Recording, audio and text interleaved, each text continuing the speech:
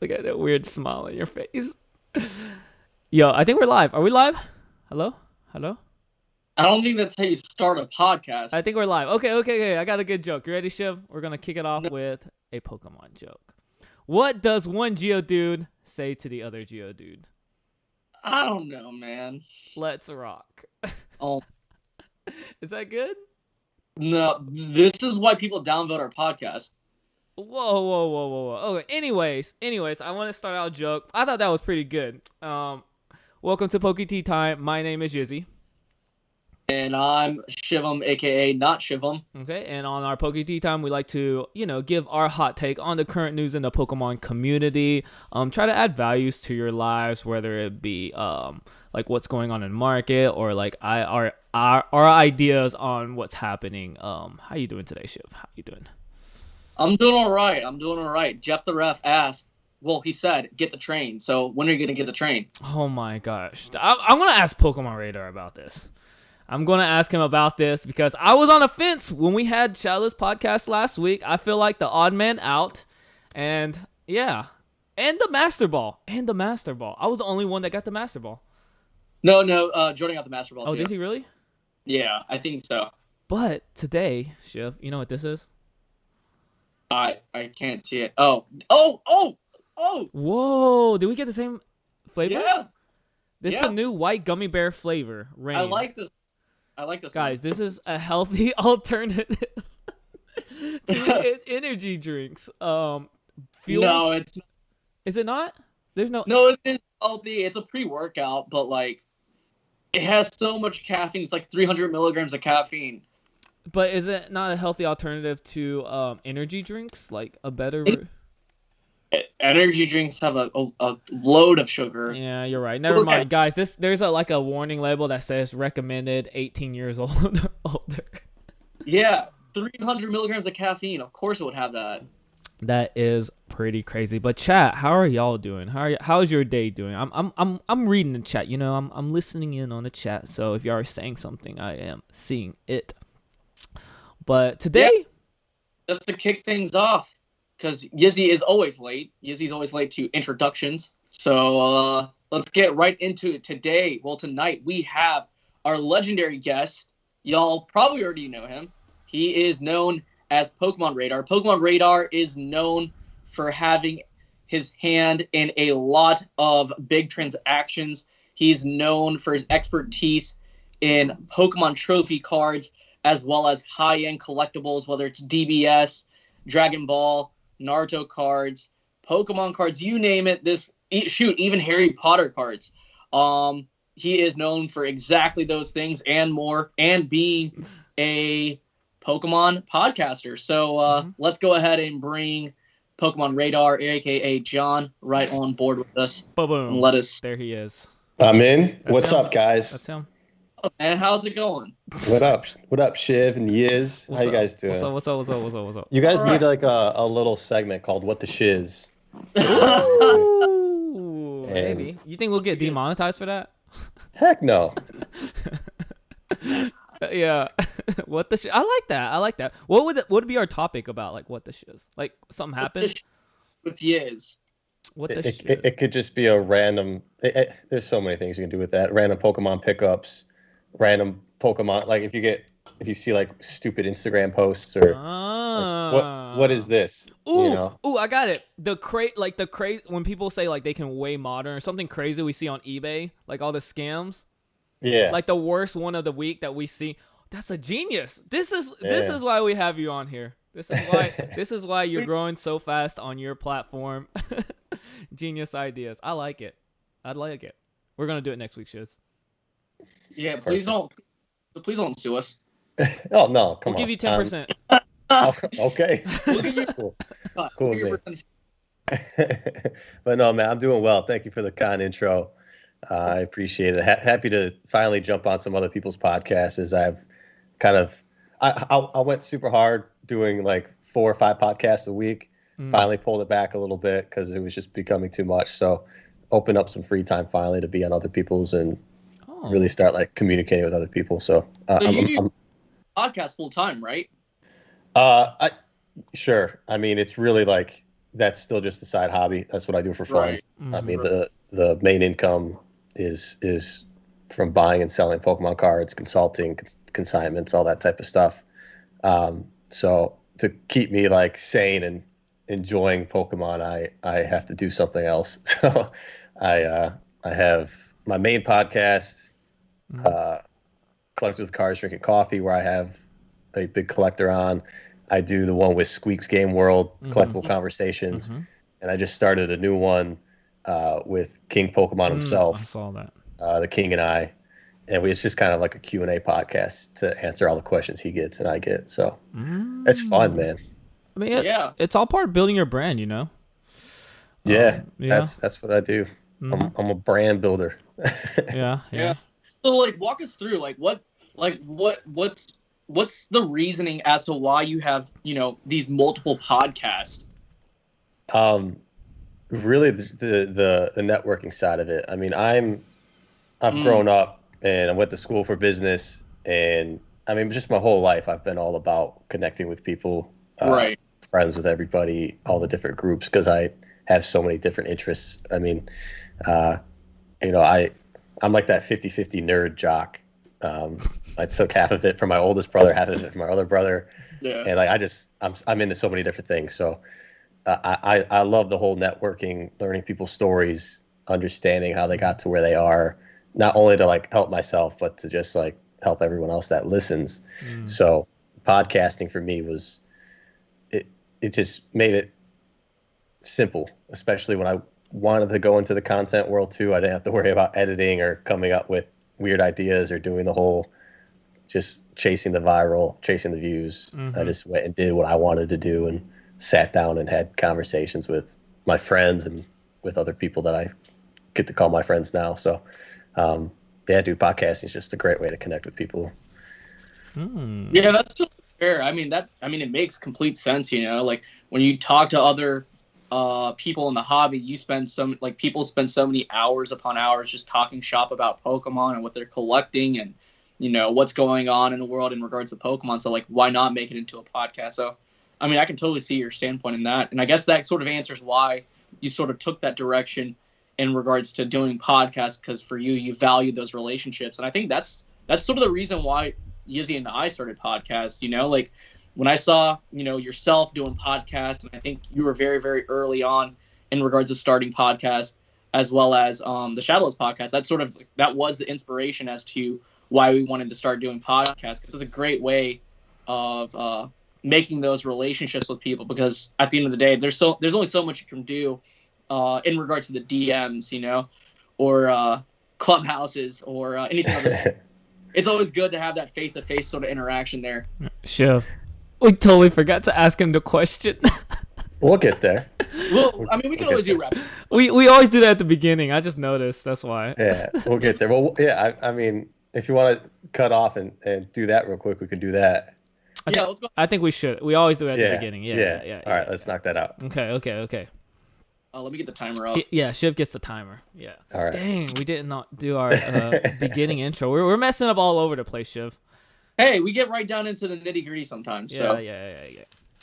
All right. So we always do this. Yizzy's about to ask questions. I give you a minute. I say just do time. Let's just time it, because people never. I get a minute per question, or we get a minute overall. But okay. People have been exceeding that minute. So I'm gonna keep my answers short. Like it's the whole blips and bleps thing that I do on Squeaks and on my channel. We just say things real quick, no explanations. If people want to ask about it, want more detail, we can talk about it later. Okay. Yeah, it's not too difficult. So it's like these are pretty simple questions. I think Yizzy likes hard questions. So very hard. Very hard. You're gonna think really hard. So I guess you can answer these as fast as you can. And I'm just gonna time it. All right, 12. All right. Ready, set, go. Who's your favorite Pokemon?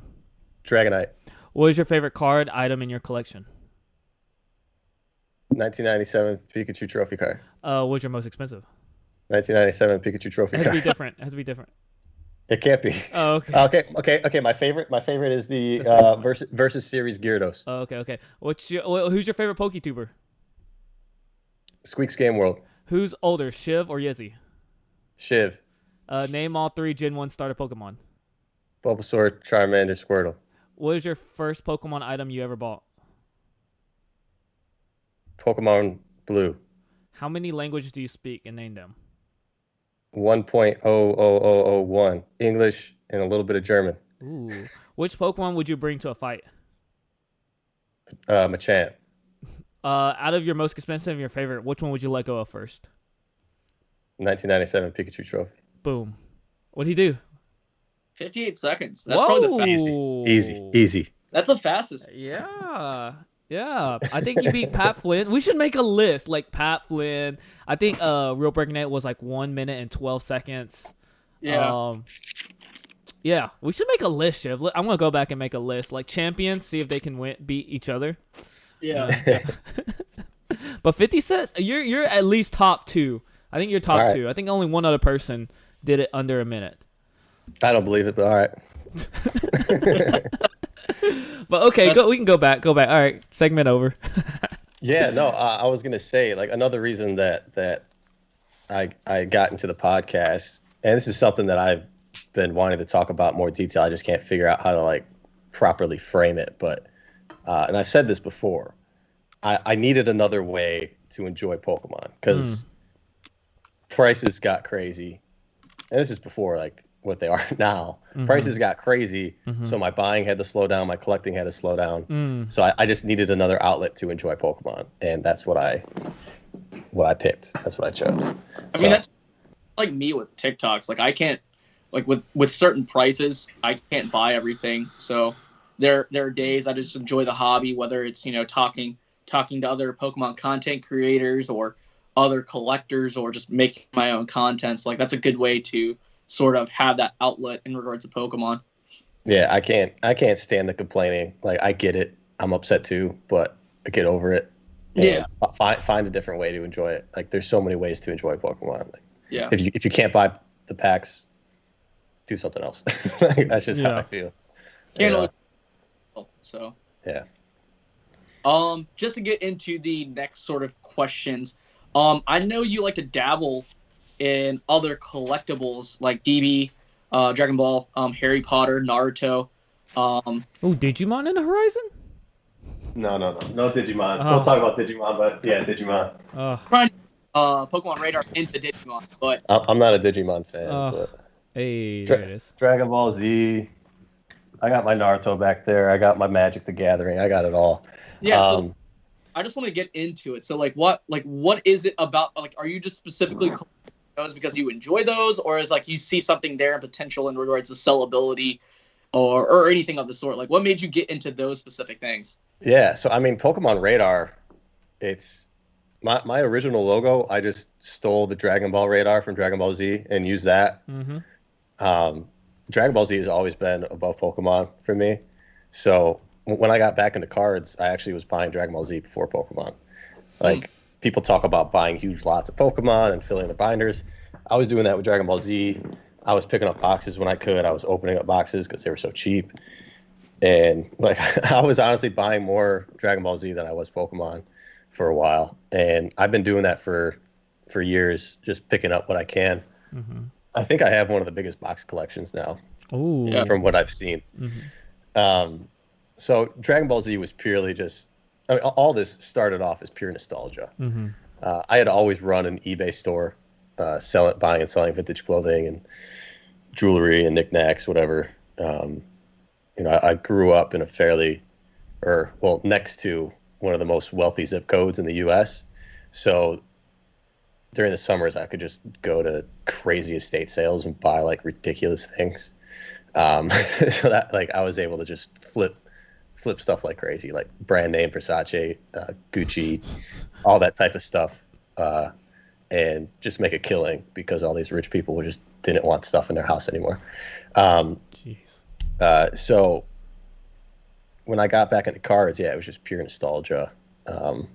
It took a couple years for me to like stop being in that collector mood and start a business basically. So this other TCG stuff, I've really dove into it pretty hard lately because I see the opportunity in it. I've seen the opportunity in it investment wise, but also specifically Dragon Ball Z, I wanted to try to knock out as much of it as I could before prices went crazy, if they went crazy.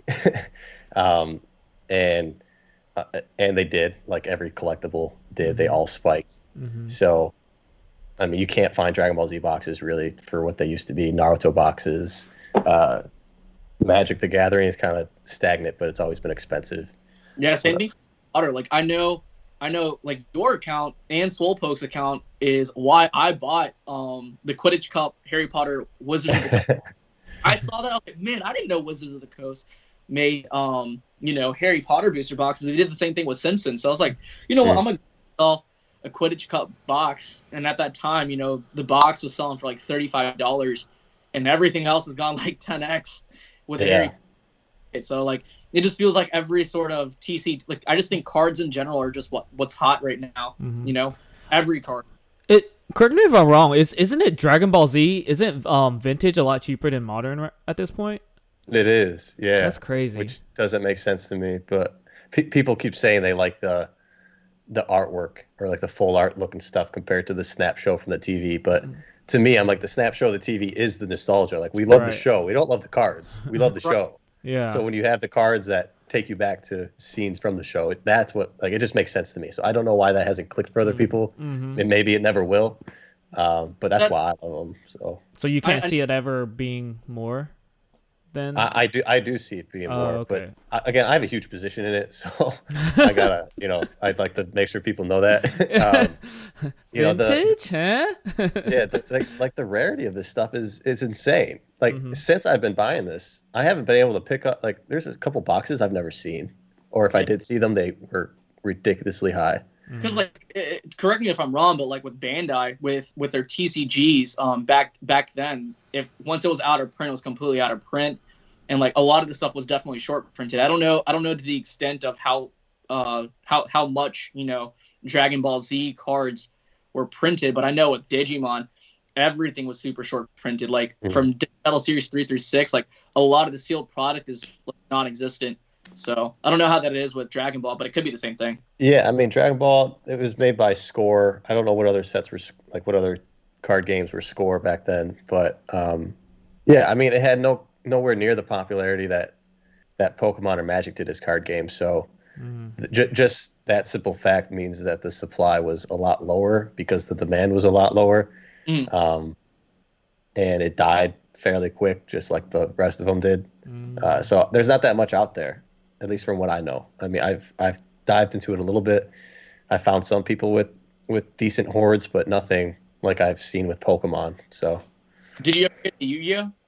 I never did. I remember like specifically avoiding it when I was a kid. I thought those kids were losers. But I think I was like one of two kids that didn't get into it, because I went through all the weird stuff. Like, people went from Pokemon to Yu-Gi-Oh, directly. I went from Pokemon to Dragon Ball Z to Harry Potter to MLB Showdown to there's probably another random one in there, and then to Magic. So while people were doing Yu-Gi-Oh, I was doing all those random TCGs. So I think it was the size of the card that threw me off, and I never watched the TV show either, so I didn't know what was going on. That's fair. Like, I know my Jordan, he just I don't know if he's still in here or not, but I know he collects, like, he has everything from his childhood. So like, you name it, whether it's like he has a Shaman King, I think it's a Shaman King booster box that he has, and like he has other TCGs from back in the day. So it like the way you're talking about the way you collected back then sort of like reminds me of him a little bit. But yeah, that's pretty cool. That's pretty cool. There's some deep connection with Wizards of the Coast. I just remember that logo. I did Star Wars too. There were TCG, but I actually go on the website and stuff like that. Yeah. Yeah.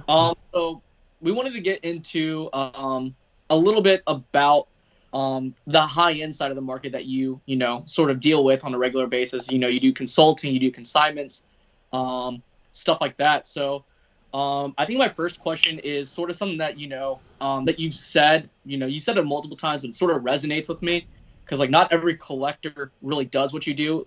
What I'm talking about, what I'm referring to, is that you like collecting experiences, and the actual journey and the process of doing certain things versus actually holding versus actually keeping a specific collectible in your collection. Mm-hmm. So tell us a little bit more about that. Like, was that always like that for you, or was that something you just sort of came to a realization of, and then you just started running with that? Yeah, it was something I came to realization with, and it has to do with the financials of everything too, right? I mean, I was lucky enough, I guess, to rediscover Pokemon in 2015. Things were affordable for the job I had. I was able to buy cards. I was able to open a ton of packs, boxes of vintage and new. So I was able to, I guess that really is, I was able to experience the true nostalgia, which was opening packs. And I was big on just collecting the cards that I opened. I was always buying and flipping cards that I bought from other places, but I always held on to the cards that I opened. So I guess it really was always tied to the experience. And once it took me out of this funk, I think it's a resonating theme that happens with a lot of us is we got into a funk in our life, some sort of down period that we needed that nostalgia to lift us back up. Pokemon helped me through those tough times. And once it got me to that point where I was back on my feet, I was able to continue utilizing Pokemon as a side hobby, as a side business. So I kind of was quick to remove my emotions from the cards themselves, and just quickly realize that these events that you can go to, like the World Championship events, Mm-hmm. it's just a whole, like, this is why we do it. Like, this is why we do things in life in general, is to travel and be with people and spend our time with those that we love and care about us, right? And that's what it's always really been since that 2017 Worlds that I went to in Anaheim. I realized it was just way more enjoyable talking and discussing this hobby with other people that love it as much as I did. And buying and sitting on cards, yeah, it looks cool. It's fun to flip through every now and then, but I don't care to be stuck with this stuff for the rest of my life. I'd rather have the money to, again, experience traveling or increase my quality of life or the quality of life of the people around me. Mm. Right. You still have your childhood binder, right? Yeah. I have my original base set, which was like a collection of me and my brothers. Yeah. And then that was the first thing I did was finish a first edition Shadowless set. So I have that all together. Like And that will stick with me forever. Wow. Yeah. So that'll stick with me forever because I got all those cards from my childhood store as well. So like I went back to the childhood store I used to buy from. Uh-huh. He had the complete sets. I bought them from him. Plus or minus a few cards.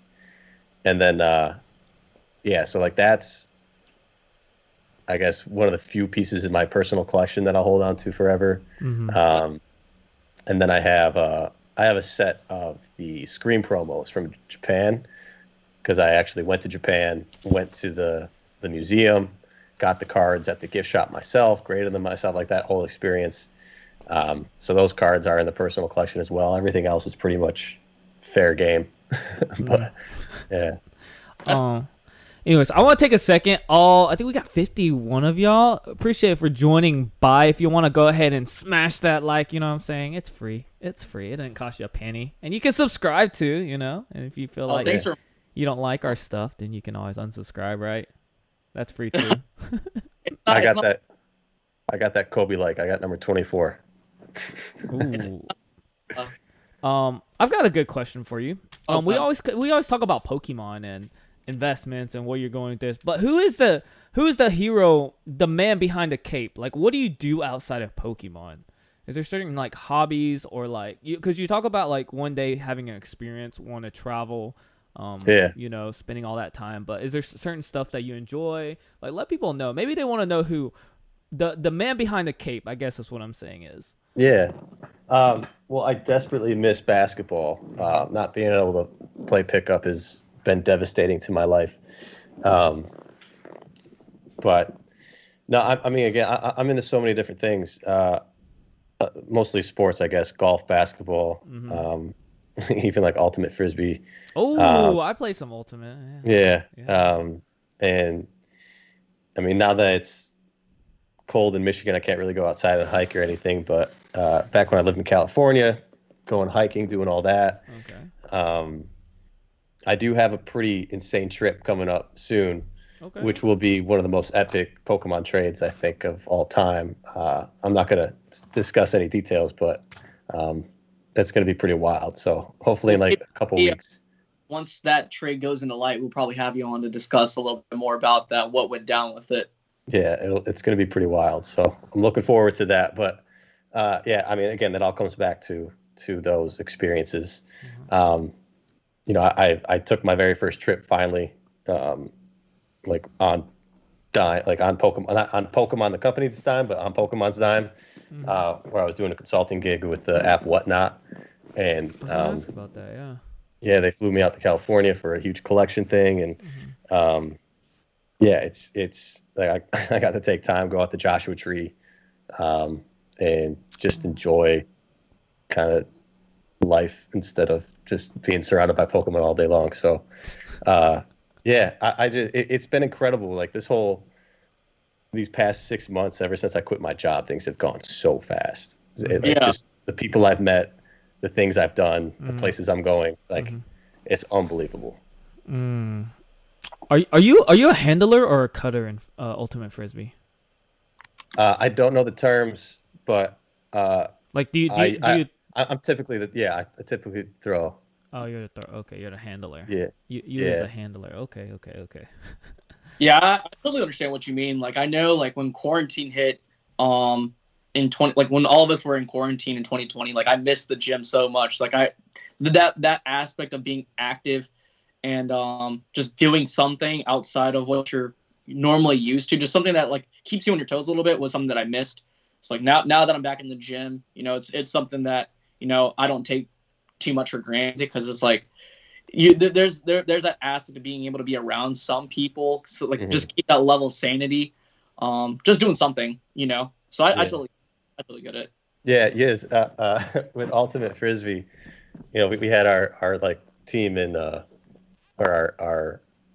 we weren't on the club team, but we played against the club team in intramurals. And the club team, you know, they were very, very well put together. They had strategy. Yeah. They knew what they were doing. Yeah. But my team was just like pure athletes. Like we were low Division 1 type players that didn't go and play Division 1. And we just tore them apart because we had like the 6'10" kid who could just like jump out the gym, and we would just, it was so much fun. Yeah. But, like we wouldn't play it like the right way. We would just toss it, go get it. It was too funny. No, that's what we did. Like in college, I had on our intramural thing, we just got like my friend in high school. He played like basketball. He was like 6'6". And you know, we didn't have to be a good thrower. We just kind of toss it in the end zone, and he just scores in front of everybody and scours them, and just and then we just all go celebrate. That's all we did. As long as we could pass the Hatfield and somebody could just chunk it to the end zone. Good strategy, definitely good strategy. Because most intramurals, or like most people that play frisbee, they're more of like the cross country, like exactly track athlete that they're maybe like 6 foot tall, like 5'10". Yeah, they're skinny. They have endurance. Yes, they're not the toughest, and they can't jump the highest. No. Yeah. No shots at you guys. Sorry to cross country people. Yeah, shots fired. Hey man, I'm the soccer dude. Okay, I just run. You know, Yeah, I just swam in high school, and that's it. That's all I did. I wish I swam, dude. Those are the athletes. Like you guys, it's Michael Phelps, dude. He's a monster. I wish I swam, but about that 6 a.m. cold water life. Oh no, that's the worst. But no, those days are over for Shiv. So when it comes to trophy cards, I know you dabble in trophy cards a lot. Is it hard for you to like let go of some of these cards, like knowing the sheer amount of value that's associated to it and the history that's behind it? Not at all, because I can't afford them. This kind of, you know, from your previous question, you know, I talked about this, and it's something that I say a lot is collectors are irrational. We're just irrational people. I truly believe that the only people that can collect these type of items are the wealthy. The fact that I'm spending tens of thousands of dollars on Pokemon cards is idiotic for how much money I make or was making when I had a 9 to 5. It made zero sense. Sure, I could budget well and struggle and hold on to certain cards if I wanted to, but at the point that I'm in my life and where I want to be, it makes zero sense to hold on to these cards and wait. For these higher end trophy cards, which I do have it somewhere, I can pull it out, but I see greater value in the future, but for me, the value that it provides is far greater than what that potential could be. So, it's really all up to the individual what they want to do. For me, I don't plan on holding on to any Pokemon when I'm 70, 50, 60, 70 years old. Like, I hope that I'm raising my family and enjoying whatever my kids want to enjoy. I don't want to be holding on to 7 figures of art unless I can truly afford to. Right. It just makes no sense to me. Yeah. Until I get to the point where I can really afford and sit on this stuff, then I will. But as of right now, there's an opportunity to make money in this volatile market, and it's helping increase my quality of life. Yeah. That's definitely different than like all our other guests, but that makes Yeah, and the other thing is, like, I get to handle these historic cards that no one else does. And whether I have it for a minute or a year, the fact that I get to be a part of that or hold a part of that history from this game that I love so much, it means a lot to me. Yeah. I can always look back at my IG and be like, yeah, I had that. That was awesome. I got to hold on to it. Yeah. It was pretty sweet. So pretty much that experience holds a lot of value, kind of like what Shiv was saying earlier. Yeah. It's like when you spend, because like I watch your videos from time to time, and you say like I spent this much money on a Pokemon card. Like when that happens, do you like just sit back? It's like, man, this is crazy. Like this is wild for me to do.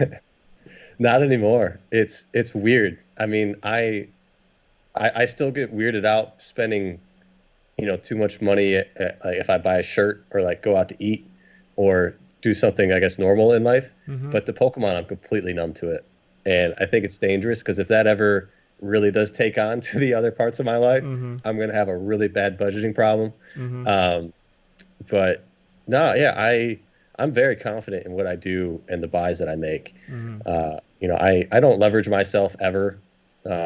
So, if things do go south, it's, I'm stuck with Pokemon cards, which I'm okay with.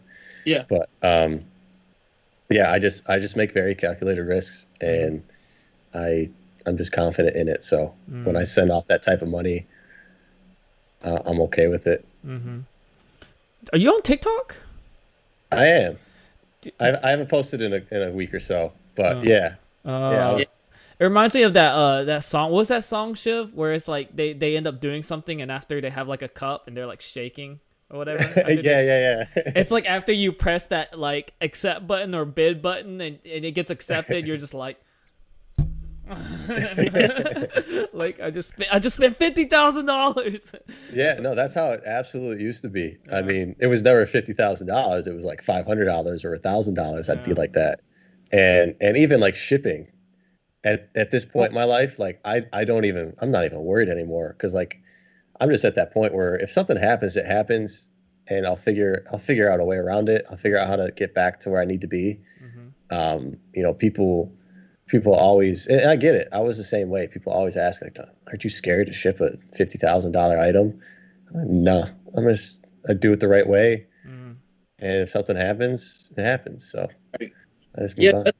Myself and Yizzy, we always talk about, like as Pokemon collectors, like in the beginning, like when you spend $100 on something, you're like, man, this is crazy. And then it gets to the point where you're spending $200, $300, $1,000, and then it's like, it was kind of a nerve wracking for myself flying to Dallas to get my Charizard card, and then after that, it's like everything else is just numb. It's kind of like a scary feeling. It's like, like when I talk to my parents, and tell them how much money I'm spending. They're like, really? You're spending that much money on Pokemon cards?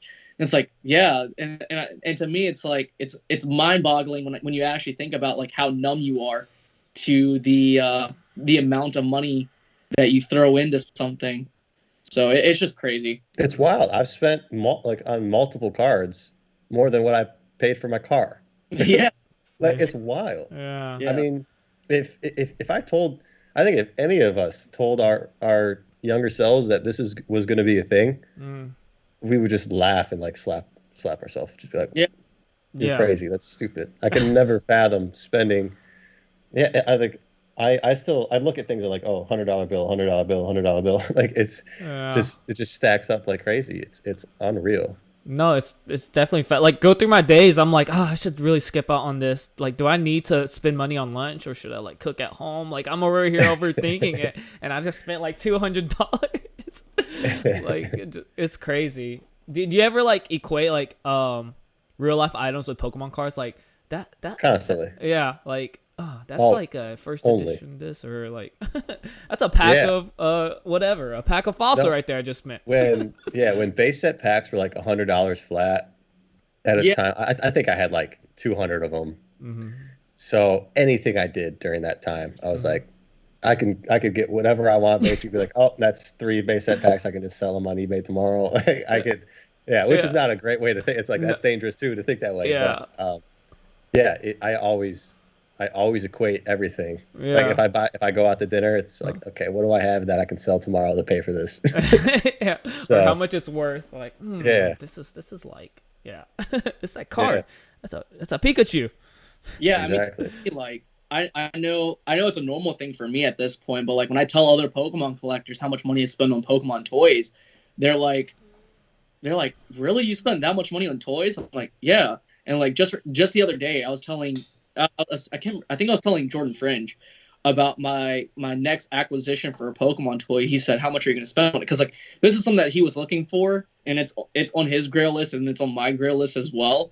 And the person wanted $3,000 for a sealed in the box Lugia Hasbro Deluxe figure. And I told Yizzy about it. He's like, "Really? You're about to spend that much money?" I said, "Let me get it down." And so like the guy wants $2,700, and that's something that he's not getting down from at all, and I'm like, I'm gonna spend that money on that toy. It was like faded on the side. There was like some creases on the top, and then you were like 3,000. I'm like, bro, when I look at that, even if it's vintage, I'm like 1,500. I'm not even a Pokemon. I'm like 3,000 for a toy.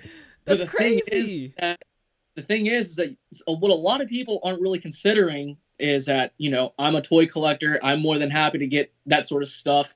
I was telling someone today, like, I'm more than happy to get rid of majority of my card collection just to keep my toy collection. Like, I'm content with doing that. Yeah.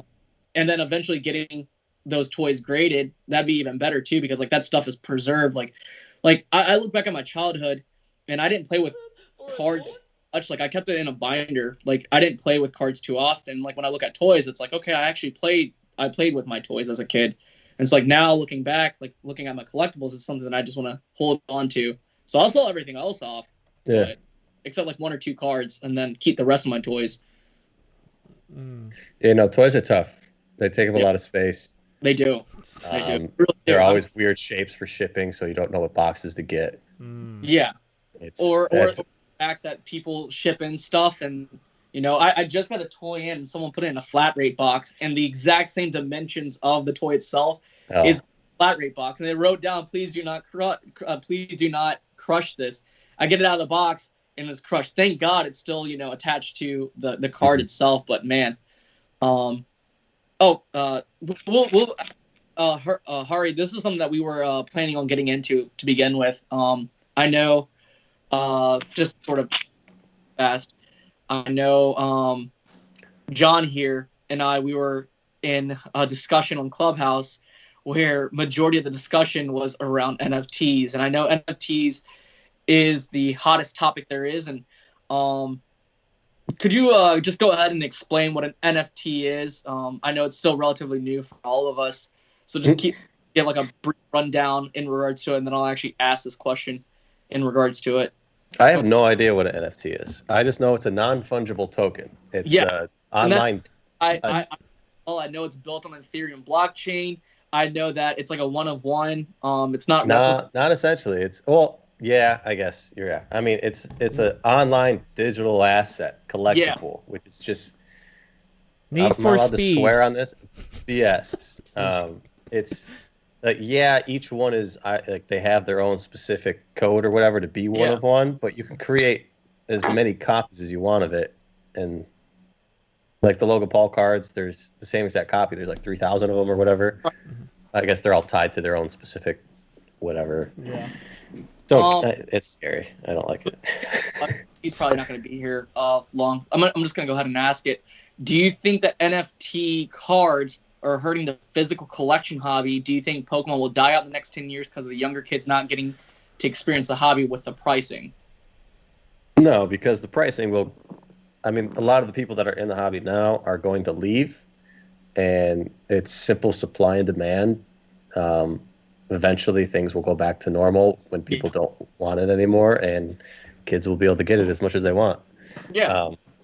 We're just in a hype period right now, and Pokemon can't meet the demand. So it's there's like what's going on right now. Like this hype isn't going to last forever. Like this stuff isn't sustainable. Every market ebbs and flows. Every market follows the same cyclical pattern there is. So it's just something that people really need to understand. Like I understand that there's a lot of people who are upset about what's going on in the market, but all you just gotta do is like it's just weather the storm. Really, like once people leave the hobby, because it's gonna happen. It's inevitable. You'll be able to come back and buy the things that you enjoy. Yeah, and the people that are upset, you need to take a step back and like think about why you're upset. Everyone's complaining and saying like we can't enjoy the hobby, but I think a large majority of those people are upset because they can't make money off of it. They're here because of they're here like they're saying that they hate that Logan Paul did all this, but I think a lot of them are here because of Logan Paul. So thank you, Logan Paul, for bringing everybody like into the hobby. People need to step back and figure out what they actually want out of this. Not to mention like the fact that like majority of Pokemon accounts that are have been around for quite some time now have benefited from Logan Paul being in this hobby. Like a lot of accounts grew tremendously. Yeah. Like last fall, like a lot of people's accounts, including mine, grew tremendously. Like from my TikTok, I know content creators who, are complaining about this. Their accounts grew tremendously as well. And to say that, their account just exploded out of nowhere because of their hard work isn't entirely true. I mean, that's part of it, but it's also one of those things where, when there's significant amount of exposure as far as like Pokemon goes, there's a good and bad side to everything. Mm-hmm. There's a lot of good people that came from that exposure and that are willing to stick around. So I agree with you. Yeah, I think people just need to figure out what they need in their life. I mean, they got to stop blaming other people.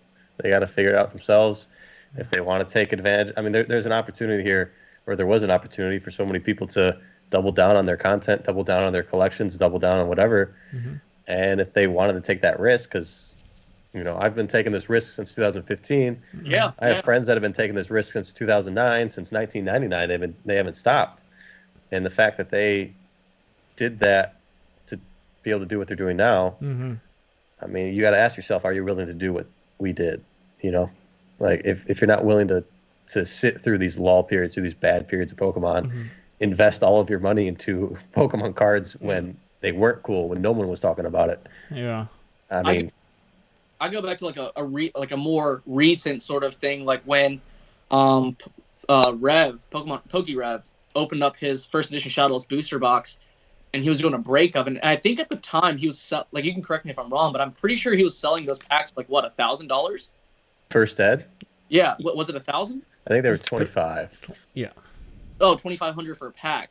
Yeah. So back then, you had people complaining about the prices of those packs at the time because those packs were a lot higher than what they were going for on eBay. Granted, on eBay, you can never really tell whether or not something's weighed or if it's been resealed.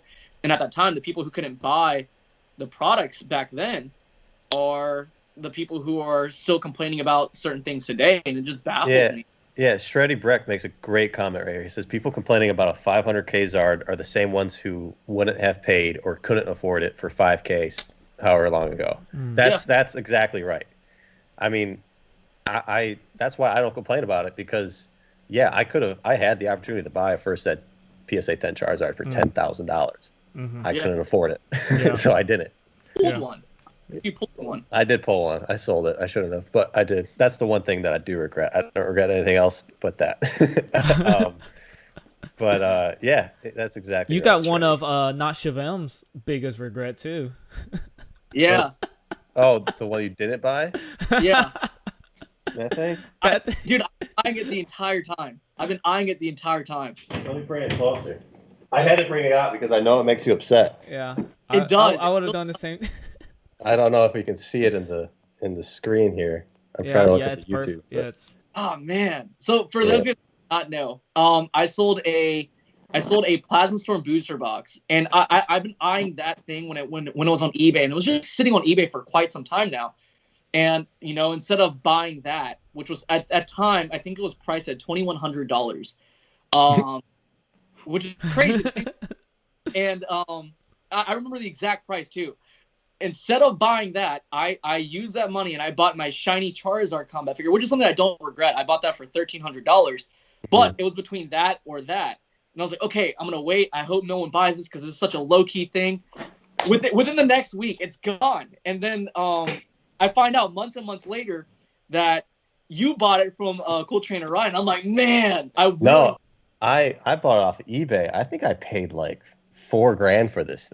Oh, is that what it is for that? Yeah, because I did my podcast with Cool Trainer Ryan, and he brought one out, and I'd never seen one before. I was like, that's the coolest thing I've ever seen. Yeah. So as soon as I filmed that episode with him, I went on eBay, found it, bought it, boom. and yeah, That's I just didn't hesitate. I overpaid for it for sure. Cool But like, for those guys who do not know, it's a Master Trainers board game, and this is the second rendition of it. So that this box came out in 2001, but the base set packs came out in 1999. So like just to have base set packs in conjunction with a Hasbro product that came out 3 years later or 2 years later, so to speak, There it is. gone crazy. Like it's Johto. it's got this is the Gen 2 version. This was a Master Trainer 2. Ooh. Yeah. But yeah, I got 2 Charizard arts on it, so I was like, okay, that's a good pickup. I got one of each plus the extra Charizard. That's best case scenario. Dang. I only regret of not being able to buy it at that time because man, I should have scooped it up. It's a really beautiful collector's piece. So we got 84 people in here, guys. Go ahead and smash that like. You know what I'm saying? I appreciate it real much. It made me feel so much better. It won't even help the algorithms. It just makes me feel better, dude. he finds his validation through thumbs ups, guys. I do. Makes me giggly inside. Butterflies in my stomach. And it's free for y'all, you know what I'm saying? So, you run 3 podcasts now. Is it 3? Yeah. So like, what's the goal of being able to, run multiple podcasts at once? Like, what's the goal? Where would you like to be, as far as your podcast go? Well, it's actually, I think it's taking me to where I want to go. I'm a fan of the corporate world. I'm a fan of startup culture. I'm a fan of like working for a company, working with people. Like, I know everyone looks at it and thinks, oh, you have no boss. You're selling Pokemon cards for a living. It must be the greatest. To me personally, yeah, it's awesome. I'm not taking any of it for granted, but I miss working with people and like having, again, that's like what I'm all about is people. So, I've been able to utilize this podcast or podcasts and the connections that I have to really build up my name. And it's brought me to opportunities that I hope to further down the line. Like I said, I've been consulting for Whatnot, that selling marketplace app, the live auction app. I've been buying and selling to some highly influential people, including Steve Aoki and others.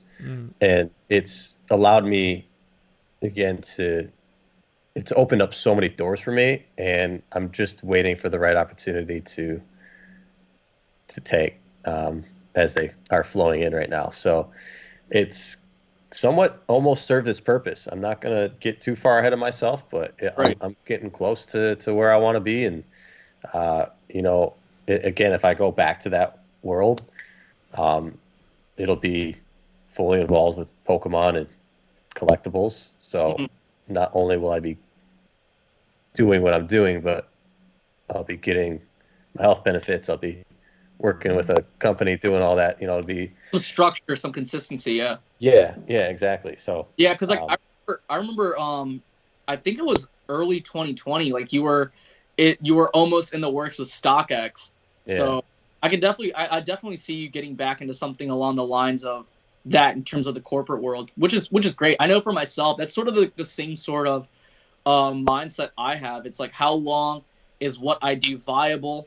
And like I like to keep an open mind when it comes to any sort of opportunity that presents itself. And you know, that's sort of the reason why I wanted to do podcasts with Yizzy, because like I remember messaging Yizzy like early 2020 after seeing your podcast and seeing Nate do podcasts. Like, man, we really do need to start doing podcasts.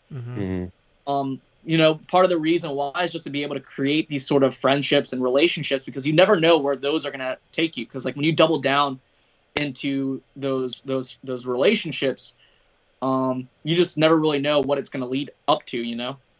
Yeah. And like, I think I'll continue doing podcasts to some extent for as long as I can.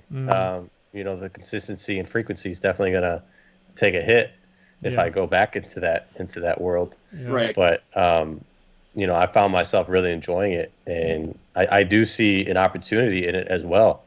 I think podcasting has still a lot of room to grow. You know, I think staying within just the Pokemon niche is going to have a pretty low ceiling. So figuring out a way to break out of that Pokemon bubble and involve other collectibles, other hobbies, would be the way to go. And it's just a matter of getting the right people on, making the right connections. So if I'm able to do that and keep this up, I mean, I don't make any money off the podcast. I mean, I would assume you guys don't make any either, really. Oh, we do. $1 million. Oh, fantastic. Yeah. We've been sponsored since November. By who? The energy drink? Right. They should sponsor us. Hey. No, we're sponsored by a company called TCG Stadium. Oh, sweet. Yeah, they're a card. They're like an online card shop. Yeah, but really nice. No, Radar, you've been killing it, man. I've been following you, and your thumbnails and your content has been evolving. And I was like, dang, that's really nice. I really enjoyed that one podcast you had. I think Shiv reached out and said, hey, did you watch it? I'm like, I didn't know. You were talking about like content creating, like what's the future of like the Pokemon content creating. Yeah, it's very interesting because as you know, like we are taking advantage of this like crazy hype and boom recently. And I've been scratching my head on this for a while. I'm like, how, like, it went from opening packs and that was thriving, right? From Real Breaking Nate to Leonhardt, everybody loved it. To all of a sudden, like, infomercials, right? Or not, like, informations and telling you how to invest. And right. Yeah. And then I'm seeing a lot of breaks now. Like, I even do breaks, but I've seen those thrive. Like, my buddy Polish Rob, he does a live on breaks, and he's around our, like, follower count. But he gets like almost 300 live viewers watching it. So it's just a very clickable, very like breaks. Ooh, I want to get in on this. Like, when can you bring, hundreds of people together and open like, not hundreds of people, but like hundreds of packs, right? Because when you go home, you open your 5 packs or your booster box or whatever you buy, and that's it, right? You don't get to sit around and say, oh, what's the rest of that booster box have, And I think, PokeRef, he's the one that paved that way, right? Everybody's trying to replicate. So I'm interested to see like what's the next, like where is it going to evolve next? Yeah, breaks are definitely here to stay. They're going to be in my opinion, breaks are going to be the biggest content for Pokemon for the next year or so. It's something that sports has done for a long time. Sports stores has done. So the fact that people can do it with Pokemon now and get that type of audience is pretty incredible. So I think Pokemon breaks are going to be here to stay for a long time. Podcasts, I think have a place, but I don't know if they'll be huge. I think I'm sure from the people that reach out to you, they're like, oh, this is a nice break. from all the other type of content. It's nice to have this on while sorting cards. It's nice to have this on while packaging, doing whatever. Yeah. But for the real content for people to consume and like be involved in is I think someone like Pat Flynn who's here. I That's think what I'm Pat about to Flynn say. Yeah. is paving the way for the next thing. I don't think what Pat Flynn is doing is going to be it. But what Pat Flynn is doing with his storytelling and I guess It's like a hybrid. He like tells his a story. quality of video. His quality is up there. I range like there's like I would put him like top 3 as far as like editing goes. But I like how he mixes in like the information about it, his journey along with it, because a lot of people can relate. Like with like vintage and high profile items, like none of us can be like, oh, I know that life. But Pat Flynn, he's starting from the bottom and he's asking everybody to join in on it, and I think that's really cool. But that's part of it. I think he's onto something when it comes to that style of content. Right. So I think whoever can swing into that and bring in the vlog type content, the real life content, which unfortunately isn't really doable right now still because of all the shutdowns. I think there's an opportunity for a select few people to like break out basically with Pokemon into something bigger. Like I'm sort of seeing that style of vlog-based content on TikTok already. Like you have people like Alex Hodges and Bug Catcher Cards, who have like well over 160,000 followers on TikTok, who are their content is around going to local card shops or going to what's it called? What's that big place in LA called? Frankenstein. Yeah, like they're going out to Frankenstein's and going out to different vendors in there and just getting cards from that particular spot or just buying cards in general. We're already seeing that style of content, which, it's pretty cool. It's pretty cool to see. Yeah, the originators of that, Personal Pokedex, Tort and Al, they started up their YouTube again as well. But 10 years ago, they were like the original duo vlog crew for Pokemon deals. They would film themselves picking up deals, going through these cards, going through these crazy trades, whatever they picked up on eBay. They like started that. And I had them on the podcast as well and talked to them about it because I wish they would go back to it. I mean, it's a completely different time now for them. They're completely different stages in their life. And, but I just think there's a huge opportunity for somebody. I don't know if it's viable anymore because we don't have those crazy deals pop up often enough to do that. Right. It's just not a consistent. Yeah, it's not a consistent type of content you can put out unless you figure out a way to do it. Yeah. So. Yeah. I mean, how long are those transactions? Like, how long do they go through? Because I think I heard Pat Flynn. He's a big advocate of like quality over quantity, I guess. And you can just make one epic video every 2 weeks, maybe. Who's that guy? I forgot who's that guy, but he makes one a month or something like that, and gets millions and millions of views. Yeah. But can you have both? Can you have best of both worlds? Can you meet that quality and have that same output of quantity when it comes to that? Yeah, you just make 2 separate channels.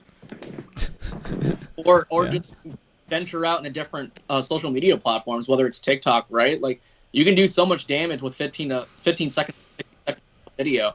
Like people don't understand that you can have one video on TikTok and you can easily get 70,000 views. Like, that's more views than anything. And I was just looking at your YouTube channel, one of the shorts that you made, that had 64,000 views, right? Yeah, wild.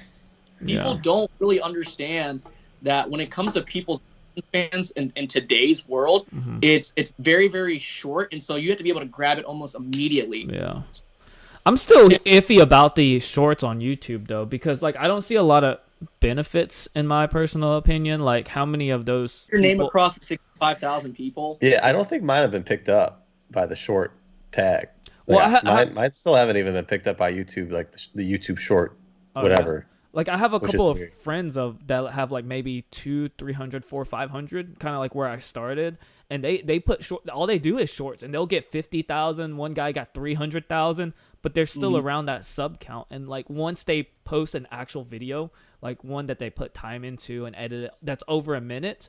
Like I don't see them reaping the benefits from the short videos that they put. They got to figure it out. They got to figure out that transition. They got to figure out the connection to that because if you're you can have a viral video on TikTok, and there could be a difference between not saying follow me for more and then actually having people follow you versus not even saying it at all, and then just you're still getting that view count, right?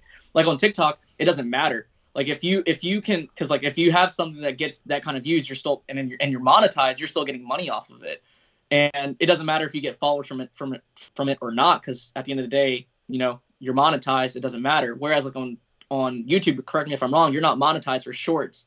So like you can get that many amount of views. I made 37 cents off those 64,000 views. Really? Off shorts? Yeah. So it's so it's a different per view CPM when it comes to shorts. Yeah, it's incredibly low. That's not at all. Dang. Because 3 cents for every 1,000 views on TikTok. Yeah, I got like 20-some thousand views on that on TikTok. I'm not monetized on TikTok. Yeah. But look, I mean, the biggest YouTubers right now, who are arguably some of the biggest stars, just like out there, started on Vine. I miss Vine dearly. That was my favorite time of my life, was Vine. Yeah. TikTok still just doesn't do it for me. I love TikTok, but it's just there was something about Vine, something about that time that it was perfect. Ooh. Yeah. So the rapper. He's from Vine. He's in the Pokemon world now. Yeah, and TikTok can get there. Mm-hmm. Certain people already have obviously gone like way above and beyond what TikTok has provided, but it's the same thing with the shorts. If you're able to get that many views on shorts, you got to just figure out a way to break out of that and monetize elsewhere. Mm-hmm. Because if you're getting that many views, you just got to pass it along. And I don't know how to do that. Yeah. But there's got to be a way to do it. Yeah. Pathlin said right there, shorts for me haven't picked up either.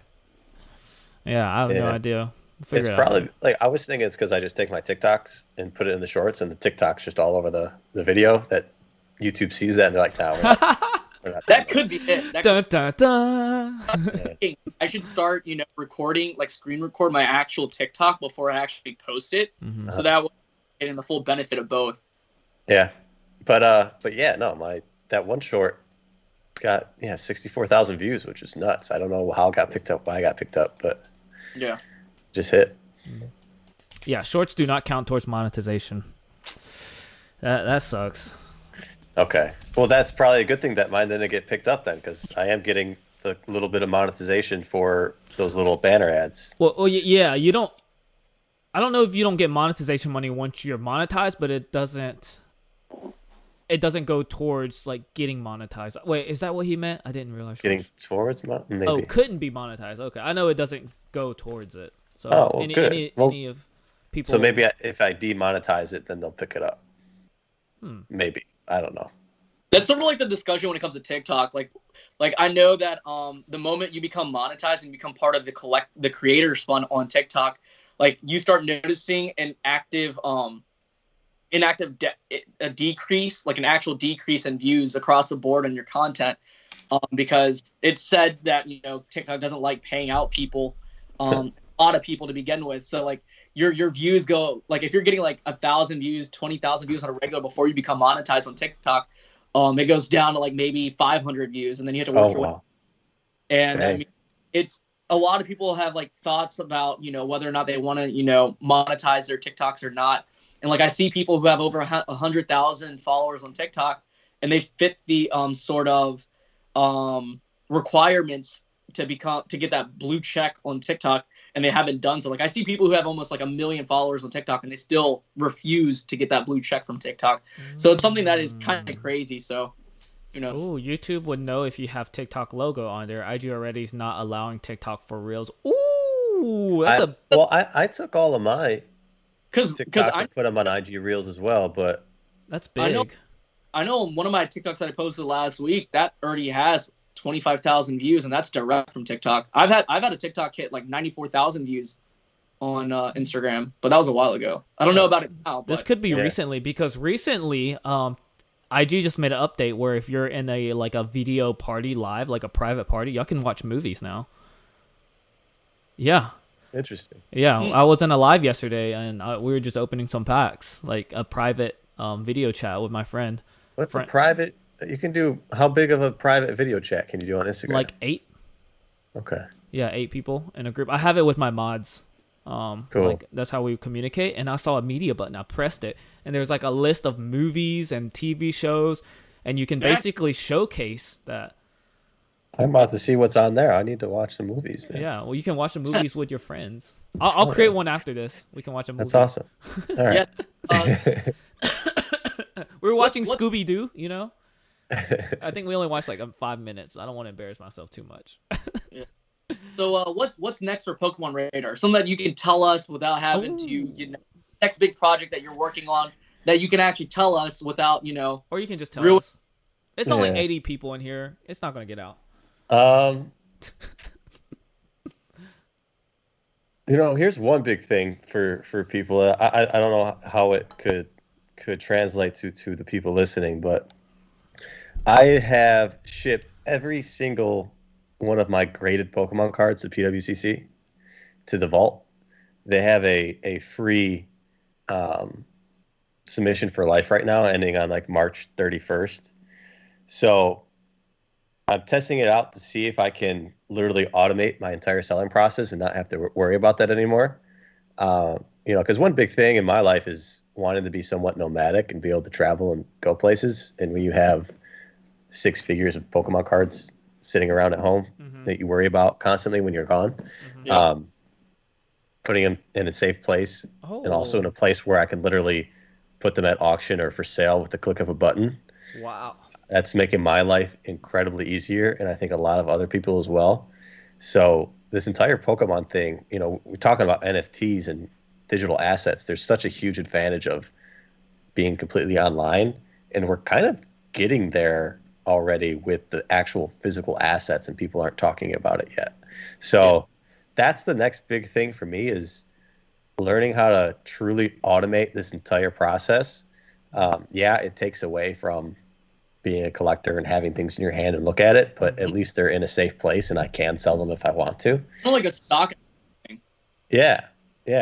So I'm exploring that opportunity potentially with everything that I own, if I can, like sealed product as well for PWCC. That way I can focus on potentially new projects, which would both most likely entail a full-time job so that I can get back on that side of things.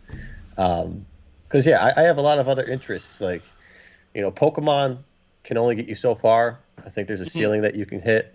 Yeah. And I have high expectations for myself. I want to be, at a certain place in my life at a certain time in my life, and I can't do that with just Pokemon. So I have to figure out other ways to get there. And I don't know exactly what that's going to be, but I'm making some great connections right now, and I got to figure out how I can make them help everybody and help myself. So I think you're really interesting, considering the fact that like you have most people who are in this space who are trying to go full-time Pokemon, but like you've experienced Pokemon full-time already, so like you're trying to get back into some structure, which is like you're definitely a lot different compared to a lot of the people who are in this space trying to make Pokemon full-time. Yeah.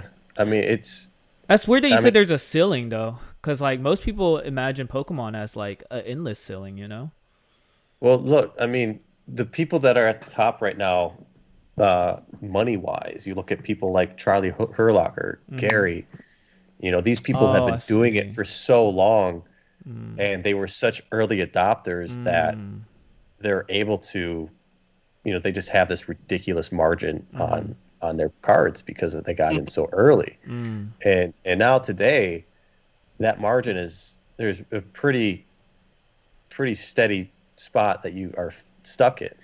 Okay. There's not really opportunities. You can't go out and buy 10,000 WotC bulk for half a penny a piece anymore. And those have gone up like 500x basically. It's wild.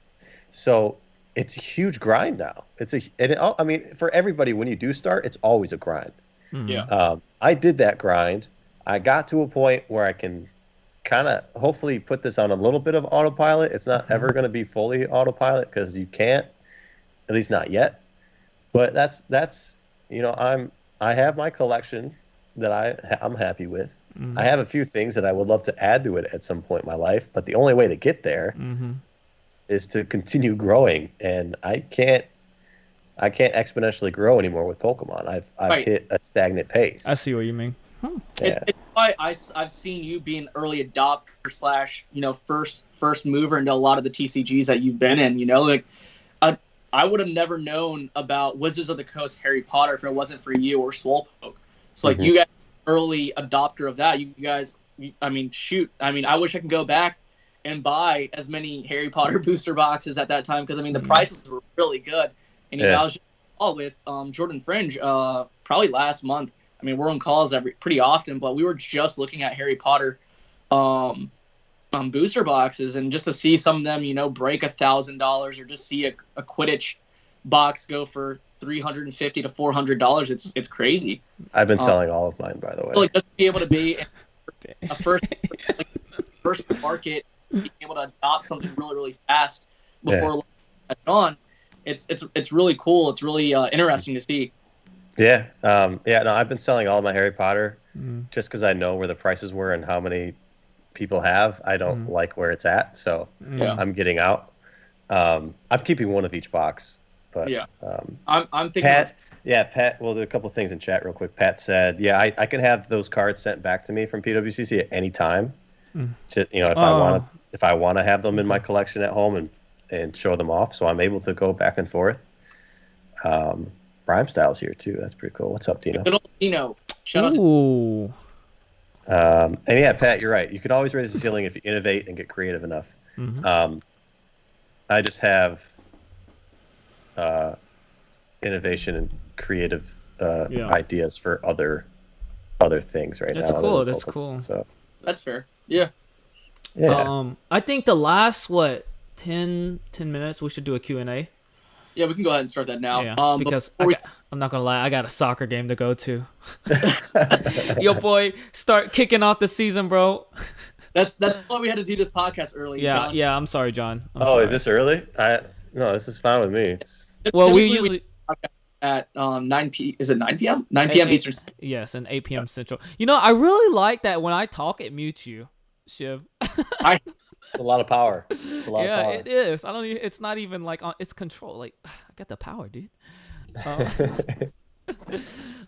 So every single week we like to get our guest to have a sleeper of the week. It could be literally anything, things that you find undervalued. It could be simple as a card shop or go in a local card store. That's it? Is that it? Pablo Sanchez. Pablo Sanchez is undervalued. Ooh. I think. Do we have to keep it Pokemon? No. Okay. I know last week, Real Breaking Nate sort of said the same thing. What Radar said, like it's all about creating those memories and experiences when it comes to Pokemon, and so you can sort of like make that sort of thing. That's what you should pay attention to the most and value the most besides the actual cards. But that's what he said last week. Yeah. Realistically, let's keeping it within Pokemon. What's undervalued, I think, is honestly, I think vintage right now in some cases. Yeah.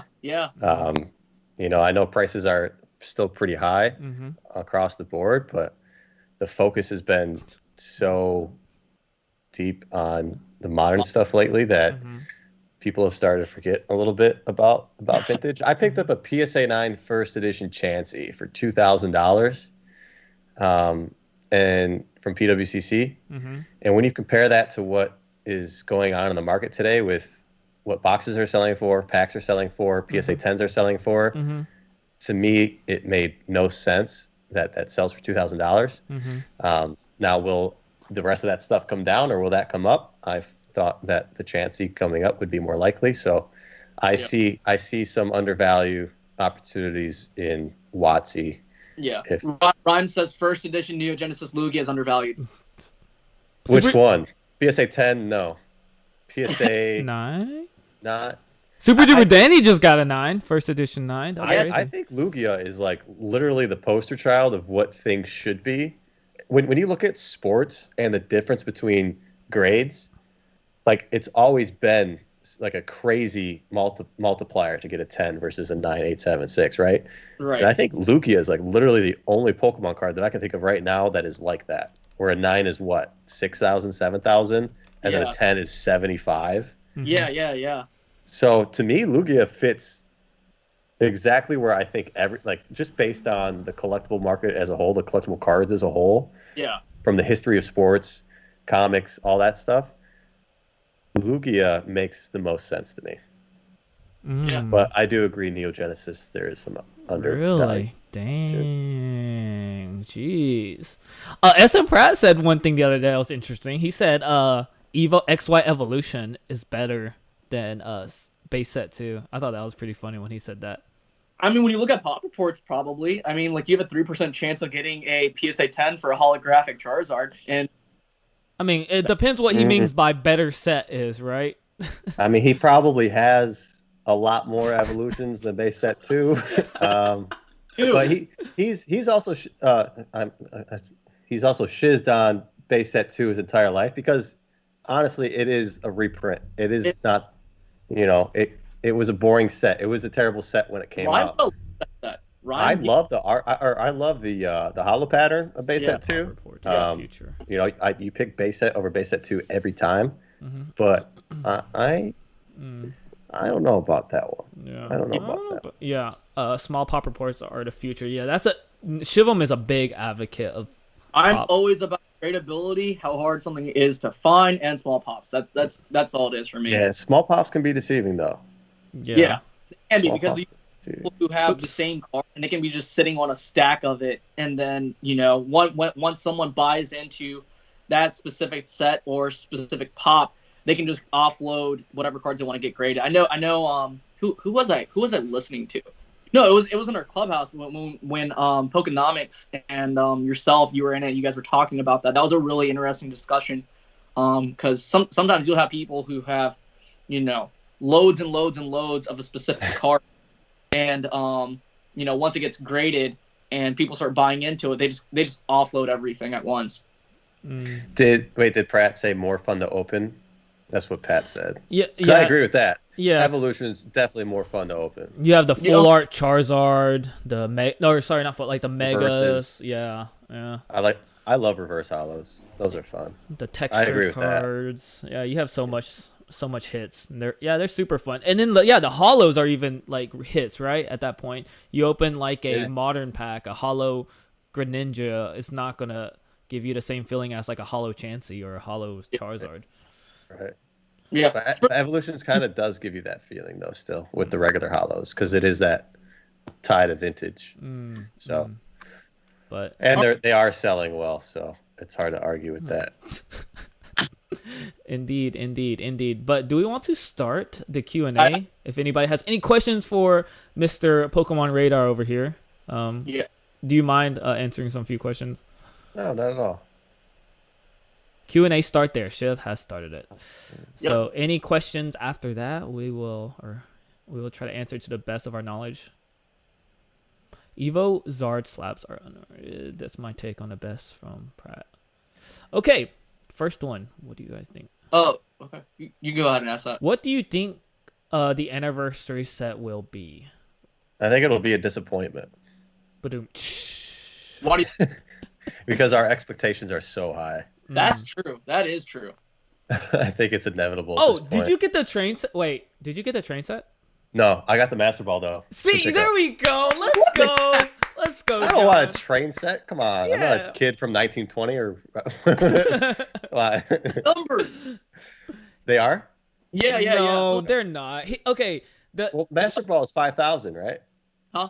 Master Ball's out of there's 5,000 made. Yeah, the train set's out of 1,054. Rhyme Style, did you get anybody in the chat? Did y'all get the Master Ball? Let me know. Or I think the Master Ball just has like good I don't understand a Pokemon train. I don't understand a Harry Potter train. That makes sense. Pokemon train. Yeah. I get it. There is cross collectors there, but not for me. Yeah. She'll try to convince me it was numbered because the outside of the cardboard box that they shipped it in was numbered. So he's like, "Look, there's a finite amount." I'm like, "Well, yeah, because they're not gonna keep printing." Well, that's how it is for the Daniel Arsham Charizard thing. Like the outside of the box is numbered, not the actual piece. But that doesn't mean it's like a certified certificate, like numbered. I think item. it's a winning buy regardless. The Master Ball to me was way cooler. Yeah, I told Shiv that. I was like, dude, like He's- by the end of the year, it's going to reach at least 1K, but that was a Yeah. hard buy for me. Um, some of these questions. Ryan still said X and Y Evolution is the best modern set released in like the past 5 years. I mean, it's the most. I disagree. Hidden Fate's much better. Yeah. Shinies. I do love. Oh, here's a good one. Should we rush to grade a new PSA price before it goes up again? Too late. I think it's important right now to like venture and see other options. I think myself and Yizzy, we talk about different issues in regards to different grading companies, whether it's PSA, CGC, BGS. I think right now it's probably a good time to look at CGC prices. I think Yeah. Beckett in regards to sending cards in for bulk without subgrades is still a viable option if price points are an issue. I think at this time it's probably a good indicator to venture out and look at different things. How many other balls there's replicas also- released? Oh, what was it? What'd you say? Well, there's a lot of opportunity picking the right grading company for specific cards. Yeah. That just comes with a lot of knowledge and experience, though. Um, And also, I think with the new pricing, I don't know if like the middlemen, like Ludkins, has come out with their new pricing tiers yet, but I think that could potentially be the better opportunity now, is to go through guys like that to do grading. Yeah. the one what- company who made the Master Ball, they're actually coming out with all the other balls. They're just not going to be certified like the Master Ball 25th anniversary one. So they're going to make the Pokeball. They're going to... Ooh.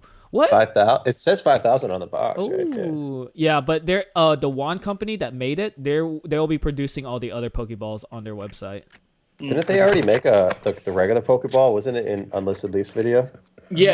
It's an Andes video. Yeah.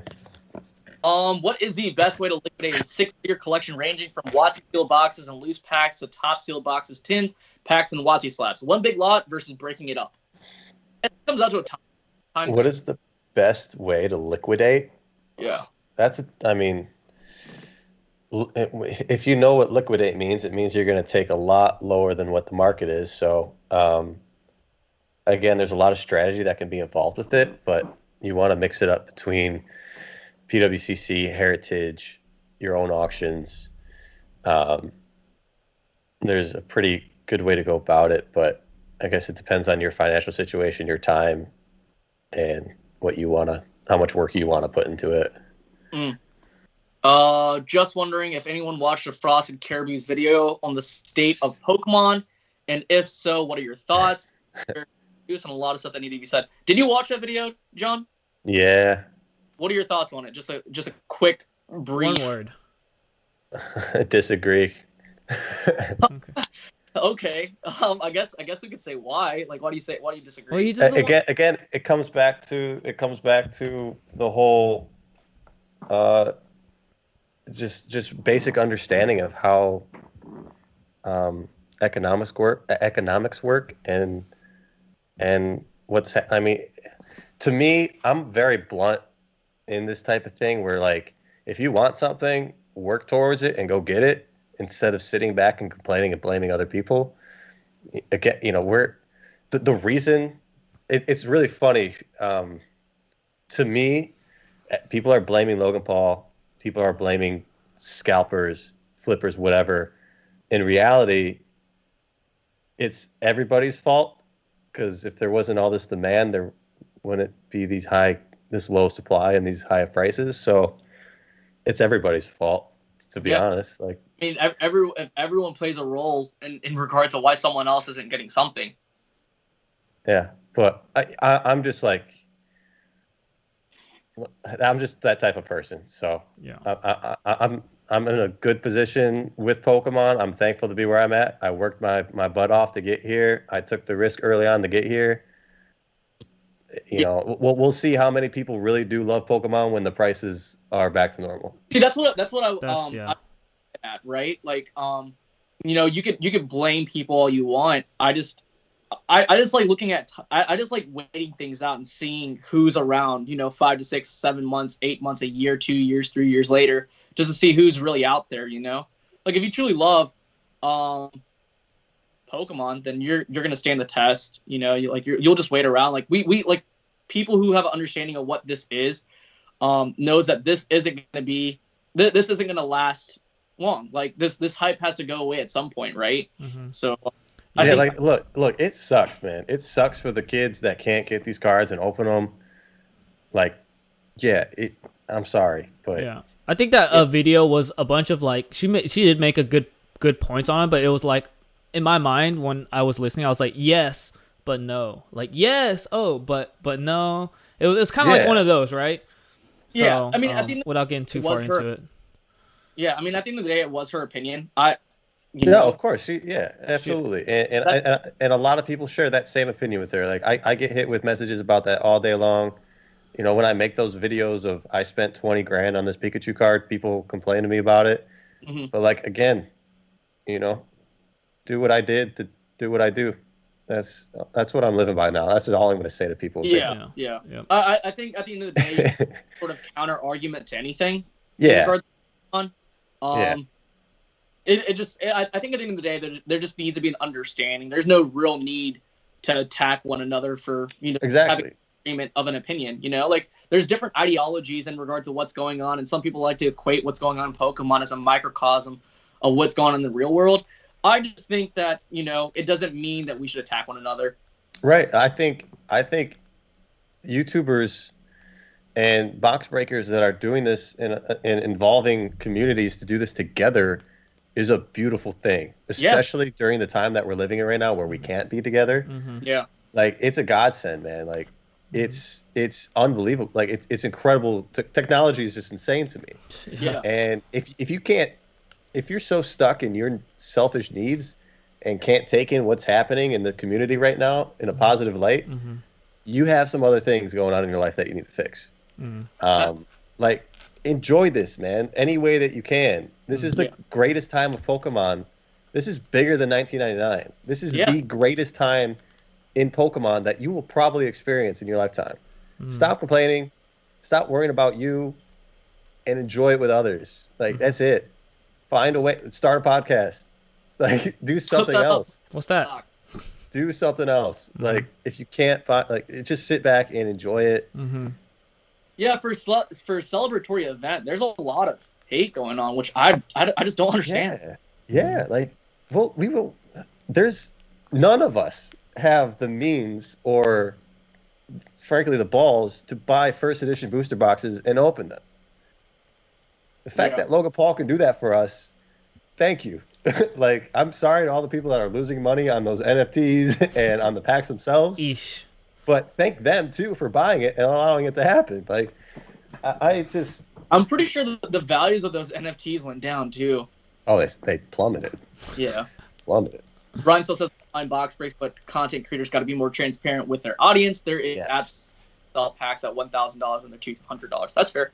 Yes, transparency is a huge issue from everybody, not just these large content creators, but the small ones as well. Yeah. The box breaks that's another thing that a lot of these content creators especially early on, were getting swindled. Like they were paying ridiculous prices for boxes when they could have easily went online, bought one themselves and been fine. But they have the wrong people in their ears selling them stuff at prices that didn't make sense, and that's why they had to sell them at super high prices. That's but true. Also their time is valuable, so if people are willing to pay, let it be. Yeah. If you can't afford it and you don't want to pay that much, don't buy it. Like Rhyme, I get it. I love you, but I don't agree with that point at all. Like, if I could sell $200 packs for $1,000, I'd do it all day long. Like, if people enjoy it and want to, be my guest. But I guess he's probably saying like them expressing to the point that look, these packs are worth this much when they're not. That's what I got out of it, like the transparency issue. I see it on a small scale on TikTok all the time. Like, earlier this year, someone was trying to hype up the error card, that the Cinderace error card, right? I think people were selling these cards that you could easily find in Theme Decks for $100, and like it makes absolutely no sense just because it's an error now. Another instance is people hyping up these Battle Academy boxes. What? I've never seen that. Dude, I got a picture in my DMs like a week ago It was literally a Shining Legends, like, I don't know what box, but the contents were put in upside down. And the guy was like, dude, guess what? I just found this crazy error. It must be worth like an insane amount. And I'm like, dude, it was put in upside down. No one wants that. No one cares. No one cares. Nobody cares. I don't understand. Like, okay, so like the Battle Academy boxes were made to basically introduce kids to Pokemon and the TCG and how to teach them how to play the TCG. The only things on the shelves right now. Yeah.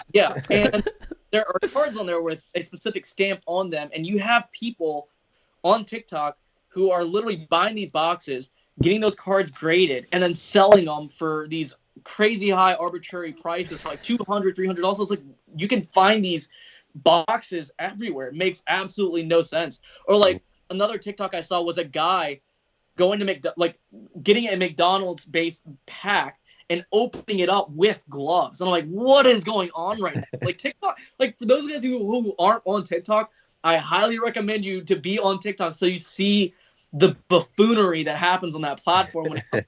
It's like it what the shiz? What the shiz? Yeah, what the shiz? What the shiz? But, yeah, I think that really is it. I think that answers all the questions that need to be asked. I know Yizzy has to go play some ball with his feet. I'm gonna be late, but it's okay. They don't need me. I'm a bench warmer anyway. Yeah, I think that includes it all. So, John, we have a specific way that we sign off from our podcast. We do the sips up, the deuces out, and we're out. Look at his face. Deuces out. Oh, you got it? You got it? Yeah. Got it? Yeah. Oh, we're doing it together? All right. Yeah. Oh, yeah. But let's thank him real quick. Yeah. Thank you so much for joining our podcast. We also forgot to mention our sponsor, TCG Stadium. They are a great online card shop that sells Pokemon and Yu-Gi-Oh cards. Definitely go on their website, sign up for the newsletter to get any sort of information that you need. Follow them on Instagram. Good people. You know, I get a lot of questions in regards to a lot of things. Some people say like their prices, are they too good to be true, because people are so used to the scalp prices right now. So definitely go check them out. Also, y'all go give all 80 of y'all, how many people left, go give Pokemon Raider a follow on his YouTube channel. Like, he runs his own podcast, and it's podcast, and he adds so much value information in there.